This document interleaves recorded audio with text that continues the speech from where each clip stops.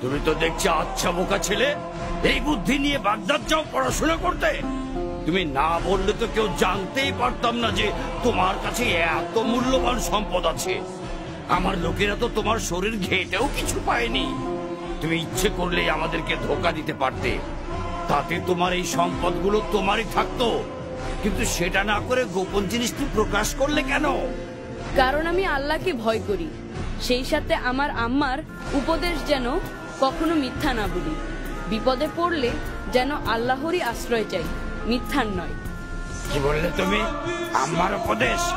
বিপদেও মিথ্যে বলা যাবে না। না, কারণ আল্লাহ যদি ইচ্ছা না করেন তাহলে মিথ্যা বলেও আমি রেহাই পাবো না। তাই আমি তার কাছেই নিজেকে সঁপে দিয়েছি, মিথ্যার কাছে নয়, তোমাদের কাছেও নয়। আর আমাদের নবী বলেছেন, মিথ্যা হলো সকল গুনার মা। মিথ্যাবাদীকে আল্লাহ কখনো ভালোবাসেন না। সামান্য এক বাক্য মিথ্যায় তুমি তোমার কষ্টের জমানো সম্পদটুকু রক্ষা করতে পারতে। আমি বরং তার চেয়ে বড় সম্পদ রক্ষা করেছি, সেটি হলো সত্য, মহান আল্লাহর হুকুম আর আমার মায়ের উপদেশ। স্বর্ণমুদ্রার জন্য আমার কোনো আফসোস নেই। সত্যের চর্চায় এতটাই নির্ভীক এই বালক, এই সাহস, এই ভরসা সে কোথা থেকে পেল? কত বড় সাহস! সর্দারের মুখে মুখে কথা! তোর ঘাড় থেকে মাথাটা নামিয়ে দেবো আজ। থামো! কাল কিয়ামতে মহান রবের সামনে আমাকে মিথ্যাবাদী হিসেবে দাঁড়াতে হবে না। এর চেয়ে খুশির সংবাদ আর কি হতে পারে?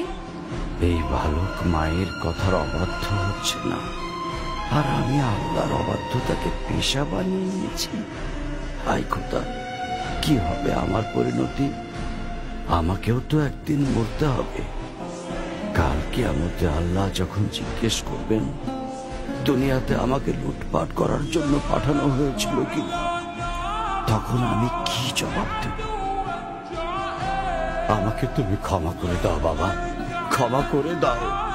আজ তুমি আমার চোখ খুলে দিয়েছ।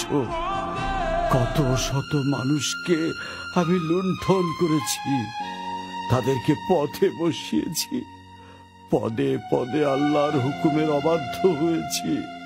তুমি আমাকে সঠিক পথে তুলে দাও। সঠিক পথে তুলে নেবেন আল্লাহ, ক্ষমাও করবেন আল্লাহ।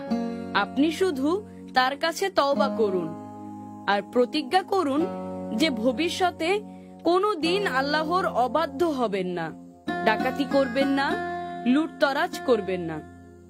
হ্যাঁ, এই আমি তওবা করছি। আর কোনোদিন পাপ কাজে নিজেকে নিয়োজিত করব না।